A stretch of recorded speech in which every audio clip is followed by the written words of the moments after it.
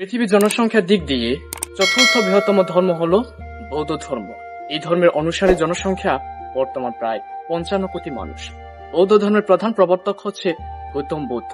গৌতম বুদ্ধ যার অসংখ্য কল্পকাল পানি পূরণ করে বৌদ্ধতা লাভ করেন। তিনি বৌদ্ধতা লাভের পর কায়িক, বাচনিক ও মানসিক ধারা সর্বপ্রথম কোন কর্মটি মানব কল্যাণে দান করেছিলেন সেটি আজ আমি আমার ক্ষুদ্র জ্ঞান থেকে সংক্ষেপে জানাবো। চলুন। নমো বুদ্ধায়া, নমো ধাম্মায়া, নমো সাংঘায়া। আমি পবিত্র ত্রিরত্নের প্রতি বন্দনা জ্ঞাপন করে শুরু করছি আজকের ভিডিও। সবাইকে শুভেচ্ছা এবং স্বাগত। আজ থেকে প্রায় 2500 বছর আগে বোধিসত্ত্ব সিদ্ধার্থ গৌতম রাজকীয় গৃহজীবন ত্যাগ করে উরুবেলা বনে দীর্ঘ 6 বছর কৃচ্ছা সাধনা পর যখন বোধি বৃক্ষের নিচে বুদ্ধতা লাভ করেন, তখন তার কণ্ঠস্বরে সর্বপ্রথম একটি গাথা উচ্চারিত হয়।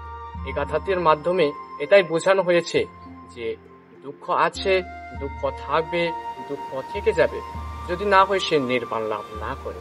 তিনি যখন নির্বাণ লাভ করে ফেললেন, তখন তার চিত্ত জগৎ সংসার, স্বর্গ নরক, ব্রহ্মা মহাব্রহ্মা, মায়া বন্ধন, সংস্কার থেকে মহা অতিক্রম করে অমৃত নির্বাণ নামক সুখ লাভ করে। আর ফলস্বরূপ এই গাথাটি উচ্চারিত। তো চলুন গাথাটি মানব পালি এবং বাংলা অনুবাদ সহ পাঠ করে শোনেন। নেক জাতি সংসারে তৈধাবিতে অনিবিতে গাহাকর গওয়েতে তো দুঃখ জাতি পুনে পুনে গাহাকর কদিথোতি পুনে গহেনা कहती तेबा तेफा तुका बागा गाहाकुते वितांखते वितांखारगते चेते नाना खाया মে জাগা।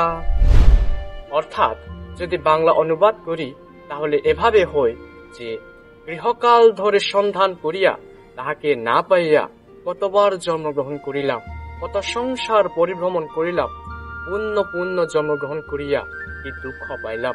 এই গৃহকারক এবার তোমার দেখা পাইয়াছি, অর্থাৎ নির্বাণ। এবার আর গৃহ রচনা করিতে পারিবে না।